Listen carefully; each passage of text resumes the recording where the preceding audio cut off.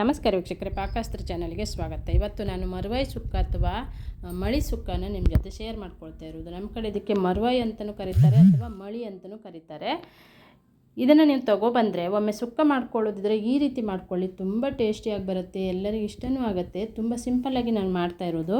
ವಿಡಿಯೋನ ಪೂರ್ತಿಯಾಗಿ ನೋಡಿ, ಹಾಗೆ ಇನ್ನೊಬ್ರಿಗೂ ಶೇರ್ ಮಾಡಿ, ಲೈಕ್ ಮಾಡಿ, ಸಪೋರ್ಟ್ ಮಾಡಿ.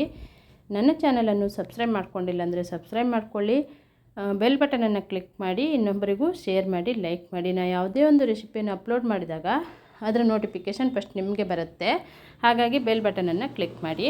ಇಲ್ಲಿ 1 kg ಆಗುವಷ್ಟು ಮರುವಾಯಿ ಇದೆ. ಇದನ್ನು ಈಗ ನಾನು ಅದನ್ನು ಕ್ಲೀನ್ ಮಾಡಿಕೊಂಡು ತೊಗೊಬರ್ತೇನೆ. ಅದನ್ನು ಒಡಿಬೇಕು, ಒಡ್ಕೊಂಡು ತೊಗೊಬರ್ತೇನೆ. ನಿಮ್ಗೆ ಒಂದು ವೇಳೆ ಒಡಿಲಿಕ್ಕೆ ಬರಲಿಲ್ಲ ಅಂದರೆ ಮಾರೋರು ಒಡೆದು ಕೊಡ್ತಾರೆ. ನಾನಿಲ್ಲಿ ಮನೆಯಲ್ಲಿನೇ ಒಡಿತಾ ಇರೋದು. ಇದನ್ನೀಗ ಚೆನ್ನಾಗಿ ಅದನ್ನು ಒಡೆದ್ಬಿಟ್ಟು ಚೆನ್ನಾಗಿ ಒಂದು 4-5 ಸಲ ವಾಶ್ ಮಾಡಿಕೊಂಡು ಒಡಿಬೇಕು. ಅದರಲ್ಲಿ ಮರಳು ಎಲ್ಲ ಇರುತ್ತೆ, ಹಾಗಾಗಿ ಅದನ್ನು ಚೆನ್ನಾಗಿ ವಾಶ್ ಮಾಡಿಕೊಂಡು ಅದನ್ನು ನಾವು ಕ್ಲೀನ್ ಮಾಡಿ ಇಟ್ಕೊಂಡಿದ್ದೆ. ಈಗ ಅದನ್ನು ಸೈಡಲ್ಲಿ ಇಟ್ಕೊಂಡು ಇಲ್ಲಿ 1 ಬೌಲ್ ಆಗುವಷ್ಟು ತೆಂಗಿನಕಾಯಿ ತುರಿ, ಒಂದು 5-6 ಎಸಳು ಬೆಳ್ಳುಳ್ಳಿ, 1 ಈರುಳ್ಳಿಯನ್ನು ಕಟ್ ಮಾಡಿಟ್ಟಿದ್ದೆ. ಈಗ ಮಸಾಲೆಯನ್ನು ಹಾಕ್ಕೊಳ್ಳೋಣ. ಒಂದು ದೊಡ್ಡ ಸ್ಪೂನಲ್ಲಿ ಕೊತ್ತಂಬರಿ ಕಾಳನ್ನು ಹಾಕ್ಕೊಂಡಿದ್ದೆ. ಹಾಗೆ ಒಂದು 1/4 ಚಮಚ ಆಗುವಷ್ಟು ಜೀರಿಗೆ, ಒಂದು 10-15 ಮೆಂತ್ಯ ಕಾಳು, ಒಂದು 10-20 ಮೆಣಸಿನ ಕಾಳನ್ನು ಹಾಕ್ಕೊಂಡಿದ್ದೆ. ಅಂದರೆ ಎಲ್ಲ ಮಸಾಲೆಯನ್ನು ನಾನು ಹುರಿದು ಇಟ್ಕೊಂಡಿರೋದು, ಯಾವುದು ಹಸಿ ಮಸಾಲೆ ಹಾಕಲಿಲ್ಲ. ಇಲ್ಲಿ ಎಲ್ಲ ಚೆನ್ನಾಗಿ ಹುರಿದಿರುವಂಥ ಮಸಾಲೆಗಳಿವು. ಹಾಗೆ ಒಂದು 7-8 ಬ್ಯಾಡಗಿ ಮೆಣಸಿನಕಾಯಿ, ಅದನ್ನು ಕೂಡ ಹುರಿದು ಹಾಕ್ಕೊಂಡಿರೋದು.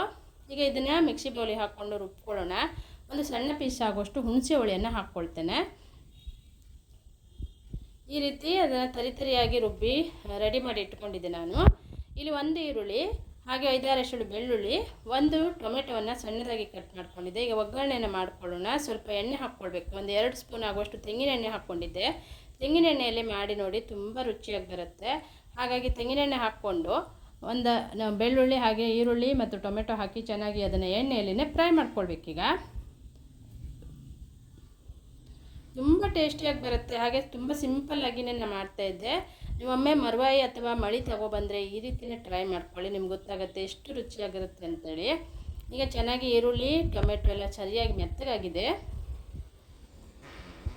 ಈಗ ಮರುವಾಯಿಯನ್ನು ಹಾಕ್ಕೊಳ್ಳೋದು.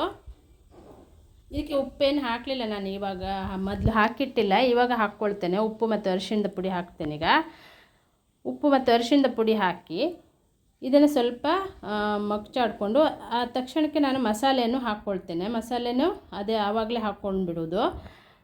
ಈಗ ರುಬ್ಬಿದಂಥ ಮಸಾಲೆ ಹಾಕಿ ಚೆನ್ನಾಗಿ ಇದನ್ನು ಮಿಕ್ಸ್ ಮಾಡ್ಕೊಳ್ಳೋಣ. ಸ್ವಲ್ಪ ನೀರು ಹಾಕ್ತಾಯಿದ್ದೆ, ತುಂಬ ನೀರು ಹಾಕೋದೇನು ಬೇಡ. ನಾನು ಸುಕ್ಕ ಮಾಡ್ತಾ ಇರೋದ್ರಿಂದ ಸ್ವಲ್ಪ ದಪ್ಪವಾಗಿದ್ರೇ ಚೆನ್ನಾಗಿರುತ್ತೆ. ಹಾಗಾಗಿ ಇದನ್ನು ನೀರು ಹಾಕಿ ಚೆನ್ನಾಗಿ ಇದನ್ನು ಮಿಕ್ಸ್ ಮಾಡ್ಕೊಳ್ಬೇಕು. ಆವಾಗ ಒಂದು ಸ್ವಲ್ಪ ಉಪ್ಪು ಹಾಕಿದ್ದೆ, ಸ್ವಲ್ಪ ಸಪ್ಪೆ ಅನಿಸಿದೆ, ಹಾಗಾಗಿ ಮತ್ತೆ ಉಪ್ಪನ್ನು ಹಾಕ್ತಾ ಇರೋದು ನಾನು. ನೋಡಿಕೊಂಡು ಉಪ್ಪನ್ನು ಹಾಕ್ಕೊಳ್ಬೇಕು. ಈಗ ಇದನ್ನು ಚೆನ್ನಾಗಿ ಕುದಿಸ್ಕೊಳ್ಳೋಣ.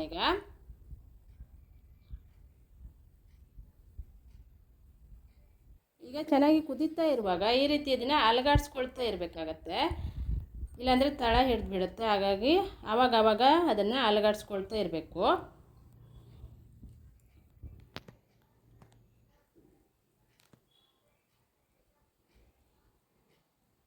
ಈಗ ಇದು ಚೆನ್ನಾಗಿ ಕುದ್ದು ಆಲ್ಮೋಸ್ಟ್ ರೆಡಿ ಆಗಿದೆ. ಈಗ ಮರುವಾಯಿ ಸುಕ್ಕ ರೆಡಿಯಾಗಿದೆ ವೀಕ್ಷಕರೇ. ನಾನು ಸ್ಟವನ್ನು ಆಫ್ ಮಾಡ್ಕೊಂಡಿದ್ದೆ.